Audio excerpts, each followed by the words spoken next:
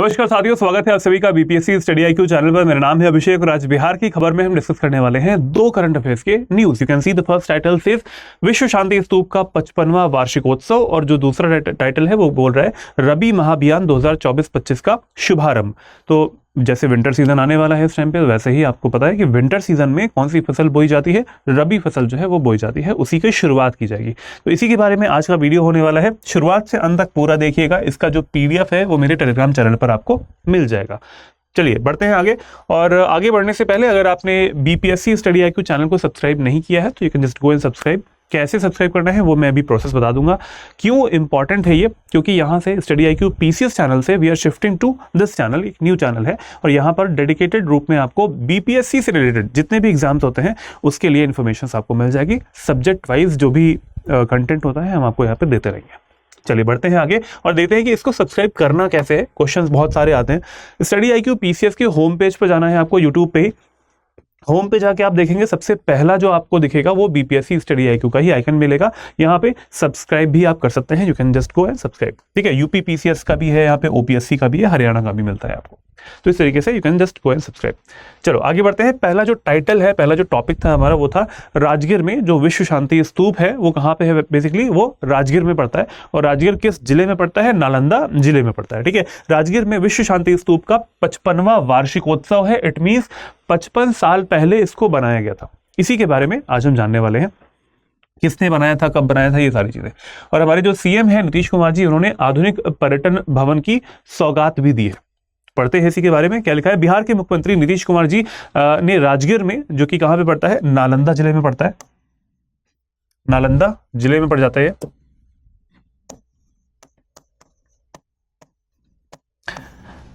वहां पे विश्व शांति स्तूप की 55वीं वर्षगांठ में वो शामिल हुए थे और बहुत सारी चीजें उन्होंने करी भी है।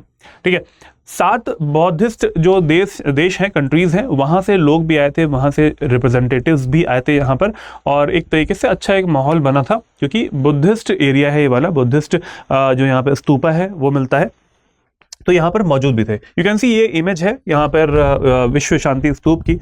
क्यों बनाया गया था, किसने बनाया था, उसके बारे में आप जानते हैं। देखिए किसने बनाया था ये। विश्व शांति स्तूपा इन राजगीर वॉज कंस्ट्रक्टेड इन 1969। किस ईयर में बनाया गया था? देखो 55 साल है ना, 55 ईयर्स। अगर आप 2024 से माइनस करके देखेंगे तो 1969 ही आता है। तो किसने बनाया था 1969 में? नाम है इनका फुयूजी नाम है इनका, और एक गुरु है, फुयूजी गुरु जी थे।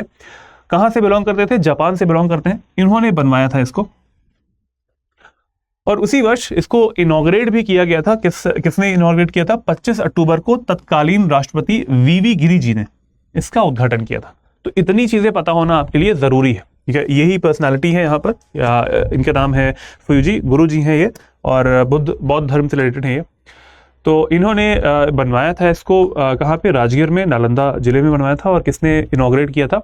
तत्कालीन जो राष्ट्रपति हैं उन्होंने, वीवी गिरी जी ने उसका उदाहरण किया था। फूजी गुरु जी ने विश्व में शांति लाने के लिए, पर्पस क्या था इसका? नाम क्या है भाई? विश्व शांति स्तूप है, तो पर्पस क्या था इसका? यही, विश्व में शांति लाने के लिए विश्व शांति स्तूप का निर्माण करवाया था। पर्पस इसका ये था। स्तूप जाने वाले रोपवे के पास में एक एकीकृत पर्यटन केंद्र का भी उद्घाटन इन्होंने किया था। तो ये सारे डेवलपमेंट्स इन्होंने करवाए थे उस टाइम पे, और अभी क्या है, इसके 55 साल हो चुके हैं, 55वीं वर्षगांठ थी। इस वजह से वहाँ पर सीएम नीतीश कुमार जी गए थे, और वहाँ पर उन्होंने कई सारे ऐसे एरियाज जो है वो डेवलप जो हुए हैं वहाँ पर, उसका वहाँ पर उसको इनॉग्रेशन भी किया है उन्होंने। ठीक है, तो ये सब चीजें हमने देख लिया कि विश्व शांति स्तूप के बारे में। ठीक है, ये सारी चीजें होगी। अब जरा जानते हैं इसमें कि क्या क्या चीजें वहां पे डेवलप हुई हैं, डेवलपमेंट हुआ क्या है। तो सीएम नीतीश कुमार जी आप देख पा रहे हैं यहाँ पे, साथ में और भी डिग्नेटरीज खड़े हुए हैं। तो सीएम नीतीश कुमार जी ने पर्यावरण, वन और जलवायु परिवर्तन मंत्रालय, मतलब ministry of environment, forest and climate change के साथ में जो बनाया हुआ एक भवन है, उसका जो निर्माण किया गया है, उसका उद्घाटन भी किया है, उसका इनॉग्रेशन भी किया है। इसको बनाने के उद्देश्य क्या थे? देखिए, कोई भी एक पर्यटन वाली जगह होती है, अगर टूरिस्ट वाली प्लेस अगर होती है, तो साथ में उसके आसपास के इलाकों को डेवलप करना बनता है, क्योंकि वहां से क्या होगा, राजस्व आएगा। पहली बात तो रेवेन्यू आता है स्टेट को, रेवेन्यू के साथ साथ वहां के लोगों को रोजगार भी मिलता है। और पहला जो प्राइम फोकस होता है वो क्या होता है? जो भी टूरिस्ट आते हैं उनको सर्विस देनी होती है, बेस्ट सर्विस देनी होती है। तो ये सारी चीजें हमारे उद्देश्य में आ जाती है। पहला पॉइंट क्या लिखा हुआ है, to promote the tourism in Vishwa Shanti स्तूप, घोड़ा कटोरा और गृद्धकूट हिल। कौन कौन सी जगह है यहाँ पे, विश्व शांति स्तूप, घोड़ा कटोरा और गृद्धकूट जो पहाड़ी है वहां के क्षेत्रों में पर्यटन को बढ़ावा देने के लिए ये जो कंस्ट्रक्शन एक्टिविटी करी गई है, इनॉग्रेट किया है इन्होंने नीतीश कुमार जी ने। पहला पर्पस ये हो गया। सेकंड पर्पस है यहाँ पे to provide the best services to the tourist, जितने भी टूरिस्ट आ रहे हैं उनको बेस्ट सर्विस प्रोवाइड करना। वहाँ पे रेस्टोरेंट की सुविधा अगर है तो उसको डेवलप कर देना, या फिर अगर होटल जो है वहाँ पर रुकने की व्यवस्था जो है उसको प्रॉपर कर देना, खाने पीने की जो व्यवस्था होती है वो सब यहाँ पे प्रोवाइड की जाती है। To provide the employment to the locals, ये एक सबसे बड़ा पॉइंट है। ये तो बात हो गई कि भाई हम सर्विस प्रोवाइड कर रहे हैं जो आने वाले पर्यटक होते हैं, लेकिन हम अपने भारत देश में रहने वाले जो लोग हैं, वहाँ के आसपास के जो रहने वाले लोग हैं बिहार में, उनको क्या प्रोवाइड कर रहे हैं, तो उनको हम प्रोवाइड करने वाले हैं एम्प्लॉयमेंट। ठीक है, एम्प्लॉयमेंट, जिससे कि उनकी रोजी रोटी चल पाएगी। ठीक है, रोजगार प्रोवाइड करेंगे। तो इसके लिए डेवलपमेंट हुई है, इसके लिए इन्होंने इनॉग्रेट भी किया हुआ है। आगे बढ़ते हैं इसी में। अभी यहाँ पे मैंने दो नाम लिए थे, घोड़ा कटोरा और साथ में और भी यहाँ पे नाम लिया था मैंने इस जगह पे, ये गृद्धकूट हिल एरिया। ठीक है, तो पहला तो हमने देख लिया विश्व शांति स्तूप। ठीक है, इसको तो हमने समझ लिया, इसके बारे में समझ लिया था इससे पहले। अभी समझते हैं कि घोड़ा कटोरा क्या चीज़ है और गृद्धकूट हिल कहाँ पे। तो इस तरीके का दिखता है, एक झील जैसा एरिया बना हुआ है। उस झील में आपको एक 70 फुट की एक बैठी हुई महात्मा बुद्ध की एक प्रतिमा आपको लगाई गई है इस जगह पे, यू कैन सी। भगवान बुद्ध की एक 70 फुट ऊंची प्रतिमा यहाँ पे घोड़ा कटोरा झील है उसमें स्थापित करी गई है। इंपॉर्टेंट है ये चीज, ध्यान रखिएगा। घोड़ा कटोरा झील जो है वो राजगीर के पास स्थित एक प्राकृतिक स्थल है, नेचुरल प्लेस है, नेचुरल साइट है ये वाली, राजगीर के पास में ही पड़ती है। अब इसको घोड़ा कटोरा क्यों बोलते हैं, तो ये जरूरी है यहाँ पे समझना। हिंदू पौराणिक कथाओं के अनुसार ये झील भारतीय महाकाव्य महाभारत के एक राजा थे जरासंध। महाभारत में महाकाव्य है महाभारत, और महाभारत में एक कैरेक्टर आते हैं, एक राजा आते हैं जरासंध। उनका घोड़ा जो है उनका अस्तबल हुआ करता था, ये उनके घोड़ों का अस्तबल हुआ करता था यहाँ पे। तो इस वजह से इस जगह का नाम घोड़ा कटोरा पड़ गया है। ठीक है, पर्पस यही है जानने का, मतलब ये स्टोरीज में लिखा हुआ है, इस वजह से इसको हमें जानना सही रहता है। इसके अलावा यहाँ पर पटना में बुद्ध स्मृति पार्क है और बुद्ध स्तूपा है, उनका भी निर्माण करवाया गया है। तो ये सारे कई सारे बौद्धिस्ट टूरिस्ट प्लेसेस हैं जो कि बिहार में इसको निर्माण करवाया गया है। इससे पहले जितने भी हमने पढ़े थे वो कहाँ पे थे, राजगीर के पास में थे। ये कहाँ पे है, पटना वाले पार्ट में। ठीक है, पटना जिले में पड़ जाते हैं। तो घोड़ा कटोरा क्यों बोला जाता है, क्योंकि यहाँ पर जरासंध का घोड़े का अस्तबल हुआ करता था, इस वजह से। तो ये हो गई हमारी न्यूज़ पहली वाली कि इनॉग्रेशन किया है। पर्पस क्या था न्यूज़ का, ये हमने देख लिया इस जगह पे। ठीक है, अब आगे बढ़ते हैं। अगली जो न्यूज़ है वो है हमारी, मुख्यमंत्री नीतीश कुमार जी ने रबी महाअभियान 2024-25 का शुभारंभ की भी किया है। यहाँ पे यू कैन सी कई सारी जो गाड़ियां हैं वो यहाँ पे लिखा भी हुआ है इस जगह पे, किसान जागरूकता वाहन जो है उसको इनॉग्रेट किया है, उसको स्टार्ट करवाया है। ठीक है, व्हीकल्स जो है उनको सेंड किया है, तो उसके लिए हरी झंडी दिखा रहे हैं यहाँ पे। ठीक है, तो ये हमारे नीतीश कुमार जी हैं। तो इसी के बारे में लिखा है, chief minister Nitish Kumar ji launched रबी महाअभियान इन 2024-25। रबी का सीजन आने भी वाला है, विंटर सीजन जो होता है उसमें उसको रबी सीजन भी बोलते हैं। और इसमें कई ऐसी फसलें होती हैं जो कि बोई जाती हैं। सबसे इंपॉर्टेंट है वहाँ पे कि जो वीट है, जो गेहूँ होता है, उसको बोया जाता है इसमें। नेक्स्ट है, इस दौरान उन्होंने किसान जागरूकता वाहनों को हरी झंडी दिखाकर रवाना किया। ठीक है, किसान जागरूकता वाहन, इसमें बहुत सारे चीज़ें इम्प्लीमेंट की जाएंगी इसमें इन वाहनों के द्वारा, उसको भी देखते हैं। कार्यक्रम में 4 कृषि ज्ञान वाहन रहेंगे और 18 किसान जागरूकता वाहन इसमें रवाना किए गए। कृषि ज्ञान, जो कि कृषि के आधारित जो ज्ञान होता है उसको प्रदान करेंगे किसानों को, और किसान जागरूकता जो वाहन है उसको भी यहाँ पर निकाला गया। तो ये व्हीकल्स हैं, उनको यहाँ पे एक सिंबॉलिक वे में आप देख पा रहे हैं कि हरी झंडी भी दिखाई जा रही है। अब जानते हैं कि कौन कौन सी फसलें होती हैं। वीट लिखा हुआ है यहाँ पे, गेहूं है, साथ में पीज जो मटर होती है, ग्राम जो चना है, और मस्टर्ड सरसों, ये रबी फसलें होती हैं। मुख्य रबी फसलें ये वाली होती हैं। अब जानते हैं इसमें कि क्या क्या चीज़ें इसमें की जा रही है। इस रबी महाअभियान में किसानों को रबी मौसम से संबंधित जो कृषि विभाग द्वारा संचालित योजनाओं की जानकारी दी जाएगी। एग्रीकल्चर डिपार्टमेंट जो है बिहार का, उसके द्वारा जो योजनाएं हैं कृषि से रिलेटेड, एग्रीकल्चर से रिलेटेड, उसके बारे में जानकारी भी दी जाएगी। तो इसी को यहाँ पर मेंशन किया गया था ना, यहाँ पर इस जगह पे कृषि ज्ञान।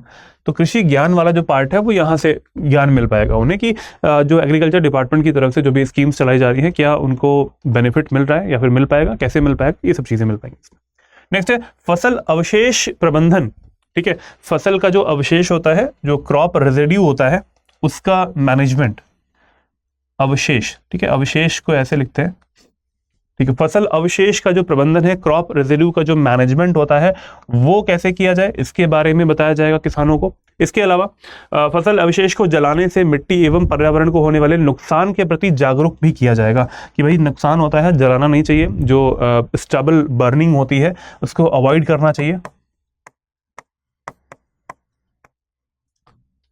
स्टबल बर्निंग को अवॉइड करना चाहिए, इसके बारे में जागरूक किया जाएगा। तो जो व्हीकल्स हैं उनका काम यही है, यहाँ पे किसानों के बारे में बताना। तो ये हो गया भाई रबी फसलों के बारे में हो गया। अब जरा जानते हैं इसमें कि जो क्रॉप रेजिड्यू मैनेजमेंट होता है वो होता क्या है। For the main's purpose you can see, यहाँ पर कुछ एक फिगर बना हुआ है, एक डायग्राम बना हुआ है, यहाँ पर आप इसको देख पा रहे हैं। पहला जो पर्पस है उसका क्रॉप रेजिड्यू मैनेजमेंट का, वो क्या होता है, कई सारे अन्य कल्टीवेशन इसमें भी किए जा सकते हैं, अन्य फसलों के भी, जैसे यहाँ पर मशरूम का किया जा रहा है। तो क्रॉप रेजिड्यू का मतलब होता है कोई फसल लगी हुई है, उस फसल को हमने निकाल लिया है, काट लिया है, अब उसका रेजिड्यू पार्ट जो कि अवशिष्ट पदार्थ है, अवशेष जो बचा हुआ है, उसको यूज कैसे करें। है तो वो भी कार्बनिक पदार्थ, ठीक है, ऑर्गेनिक मटेरियल रहता है, तो उसको जलाने के बजाय धुआं निकलेगा, उससे पोल्यूशन हो जाएगा, उससे एयर पोल्यूशन होगा, बाकी जो भी चीज़ें राख हो जाती है, तो उससे क्या होता है कि हमारी जो सॉइल होती है वो प्रभावित हो सकती है। ठीक है, जलाना भी नहीं चाहिए, जो सॉइल फर्टिलिटी होती है जो उसको भी काफ़ी प्रभावित होती है। तो उसको करने के बजाय इसमें बहुत सारी मैनेजमेंट के तौर पर इसमें बहुत सारी अलग अलग एक्टिविटीज़ भी की जा सकती हैं। पहला हो गया यहाँ पे कि मशरूम कल्टिवेशन, ये एक तरीका है, जस्ट एग्जाम्पल है यहाँ पे कि मशरूम इसमें कल्टिवेशन किया सकता है। इसके अलावा भी बहुत सारी चीज़ें हो सकती हैं, जैसे लाइव स्टॉक के लिए फीड का काम कर सकता है, जो जानवर होते हैं उनके लिए भोजन का काम कर सकता है ये जो फीड, ये जो हमारा क्रॉप रेजिड्यू होता है बचता है। इसके अलावा कंपोस्टिंग, कंपोस्टिंग मतलब खाद की तरीके से इसको यूज किया जा सकता है, उर्वरक के तौर पर भी इसको यूज कर सकते हैं। ऑर्गेनिक मटेरियल होता है, then it is very good for other crops also. ठीक है, पावर जनरेशन भी किया जा सकता है इसमें। पावर जनरेशन मतलब बिजली को भी पैदा किया जा सकता है। अब यहां पर लिंक है दोनों चीजें, जैसे biofuel production, ethanol, energy production के लिए, बायोफ्यूल के लिए भी इसकी जरूरत होती है। ठीक है, ऑर्गेनिक मैटर होता है ना, इसमें भी फर्मेंटेशन, सब चीजें करवाई जाती हैं, प्रक्रिया इसमें भी होती है। और पावर जनरेशन, बिजली भी पैदा की जा सकती है, साथ साथ इसमें फ्यूल भी जनरेट किया जा सकता है। और आपको पता होगा कि अब गवर्नमेंट की तरफ से भी जो इथेनॉल को होता है वो ब्लेंडिंग की जाती है, इसमें जो हमारे हाइड्रोकार्बन्स होते हैं उसमें। इथेनॉल ब्लेंडिंग का एक वर्ड सुना होगा आप लोगों ने। इसमें इथेनॉल जो बनाया जाता है इन तरीकों से, कार्बनिक पदार्थों से, जो कि क्रॉप रेजिड्यू होता है उससे, उसको ब्लेंड किया जाता है जो हमारे हाइड्रोकार्बन बेस्ड फ्यूल्स होते हैं, जैसे कि पेट्रोल हो गया, डीजल हो गया, उसमें, जिससे कि खपत जो होती है पेट्रोल और डीजल की वो कम हो पाती है, मतलब वो कम यूज होता है। And we are using what, we are using the crop residue here. तो उसमें मिक्स कर देते हैं, 20% ब्लेंडिंग होती है, 10% ब्लेंडिंग होती है, ये सारी चीज़ें करी भी गई हैं। ठीक है, तो ये सब चीज़ें इससे क्या होता है, इससे जो हाइड्रोकार्बन बेस्ड फ्यूल्स होते हैं वो कम यूज़ हो पाते हैं, हम कम खरीदते हैं उनको अन्य देशों से, और हमारा जो एक तरीके से जो आयात होता है वो कम हो पाता है, इंपोर्ट जो होता है वो कम हो पाता है पेट्रोल और डीजल का, पेट्रोलियम का बेसिकली। तो क्रॉप रेजिड्यू को के जो मैनेजमेंट है उसमें ये सारी चीज़ें आप आती हैं। 5 चीज़ें मैंने यहाँ पे बताई आपको। अब जरा जानते हैं इसमें कि मुख्यमंत्री, ये जो हमारी स्कीम है इसमें क्या क्या चीज़ें हो रही हैं। इसमें farmers will be given information related to, किसानों को इसमें क्या क्या इन्फॉर्मेशन दी जाएगी। इससे पहले जो मैंने बताया आपको व्हीकल्स जो निकाले गए हैं, इसमें क्या इन्फॉर्मेशन दिया जाएगा। इसमें दिया जाएगा information regarding the technical information about the rabi crops, जितनी भी हमारी रबी की फसलें होती हैं जो मैंने अभी बताई भी आपको, जैसे कि सरसों हो गया, इसमें वीट हो गया, गेहूं हो गया, इसके अलावा आपको चना होता है, मटर होता है, और भी कई सारी इसमें फसलें होती हैं, ना ही इन 4 फसलों के अलावा भी होते हैं। तो इन फसलों के बारे में तकनीकी जानकारी दी जाएगी कि फसलें लगाई कैसे जाएंगी, क्या इंप्रूवमेंट कर सकते हैं वो, ठीक है, उसमें उत्पादन को बढ़ाया कैसे जा सकता है, ठीक है, टू इंक्रीज प्रोडक्शन, प्रोडक्शन को, उत्पादन को बढ़ाने के लिए क्या क्या तरीके अपनाए जा सकते हैं ये बताया जाएगा उनको। जैविक खेती को बढ़ावा दिया जाएगा, ऑर्गेनिक फार्मिंग जो है उसको बढ़ावा देने के लिए प्रयास किए जाएंगे और ये जो व्हीकल्स हैं वो उसमें इनको हेल्प भी करेंगे। वेदर एप्रोप्रिएट एग्रीकल्चर प्रोग्राम्स, जो मौसम अनुकूल कृषि कार्यक्रम है उसको भी बढ़ावा दिया जाएगा इस रबी महाअभियान 2024-25 के अंदर। ठीक है, मौसम के अनुकूल जो भी फसलें वहाँ पे इंपॉर्टेंट होती हैं वो लगाई जाती है। इसके अलावा फसल विविधीकरण, दैट इज वेरी इंपॉर्टेंट। इस टाइम पे गवर्नमेंट की तरफ से इसको बहुत ज़्यादा प्रमोट किया जा रहा है, जो हमारा क्रॉप डाइवर्सिफिकेशन होता है। ठीक है, सिर्फ एक मोनोक्रॉपिंग ना करके, सिर्फ एक फसल को ना लगा के, एक फसल को लगाना मतलब दैट इज एकल कृषि या फिर मोनोक्रॉपिंग, उसको ना लगा के फसल विविधीकरण को अपनाना, ये गवर्नमेंट की तरफ से प्रमोट किया जा रहा है। बहुत सारी फसलें एक साथ लगा देना। ठीक है, ये पर्पस होता है इसका। Farmers will also be given information about the various dimensions of the fourth agricultural road map. ठीक है, कृषि का जो रोड मैप बनाया गया है, ठीक है, यहाँ पर लिखा भी हुआ है ये वाला, किसानों को चौथे कृषि रोड मैप के जो विभिन्न आयाम होते हैं, जो डायमेंशंस होते हैं, उनके बारे में भी जानकारी दी जाएगी। ये कब स्टार्ट हुआ था? ये स्टार्ट हुआ था हमारा 2023 में, 24 अक्टूबर 2023 में, और चलेगा ये 5 साल 2028 तक। Fourth agricultural road map of Bihar. ठीक है, कब स्टार्ट हुआ था? 2023 में स्टार्ट हुआ था 24 अक्टूबर को, और 2028 में समाप्त हो जाएगा। तो इसके बारे में भी इंफॉर्मेशन दी जाएगी। ये पर्पस था इस रबी महाअभियान 2024-25 का। अब जानते हैं कि इसके बारे में एक क्वेश्चन इससे रिलेटेड नहीं है लेकिन हमारे बिहार से रिलेटेड है। तो ज़रा बताएं, यहाँ पर कंजर्वेशन एरियाज हैं और किस डिस्ट्रिक्ट में ये कंजर्वेशन एरियाज पड़ते हैं, संरक्षण क्षेत्र पड़ते हैं। यू कैन सी यहाँ पर भीम बांध वन्यजीव अभयारण्य, नागी पक्षी अभयारण्य, उदयपुर वन्यजीव अभयारण्य और गौतम बुद्ध पक्षी अभयारण्य किस जिले में पड़ते हैं? आपको इसका आंसर देना है कमेंट बॉक्स में। यू कैन सी यहाँ पर ऑप्शंस भी दिए हुए हैं, आंसर दीजिएगा कमेंट बॉक्स में। जिन लोगों ने भी सब्सक्राइब नहीं किया है स्टडी IQ PCS चैनल को, sorry BPSC study IQ channel को, वो सब्सक्राइब कर सकते हैं। इसके अलावा इस वीडियो का जो PDF है वो आपको मिल पाएगा लर्न एंड ग्रो विद अभिषेक। इस चैनल पर आप जाएंगे तो यहाँ पे PDF आपको मिल जाएगा इसका, और बाकी इनको भी आप ज्वाइन कर सकते हैं डिस्कशन ग्रुप को, और मेल भी कर सकते हैं मुझे।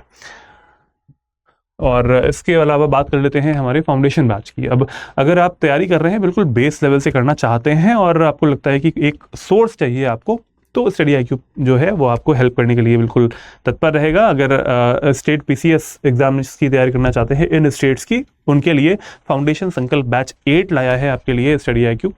इसमें आपको मैक्सिमम डिस्काउंट तब मिलेगा जब आप AKS लाइव कोड का यूज़ करेंगे। ठीक है, और AKS लाइव कोड का यूज़ करके आपको 12,499 में आपको ये कोर्स मिल जाएगा। क्लास कब से स्टार्ट होने वाली है? इसमें एडमिशन क्लोज हो रहा है 10 नवंबर से, तो जल्दी से जल्दी 10 से पहले स्टार्ट कर लीजिएगा तैयारी करना। अगले साल के लिए बिल्कुल बेस लेवल से तैयारी आपकी स्टार्ट हो पाएगी।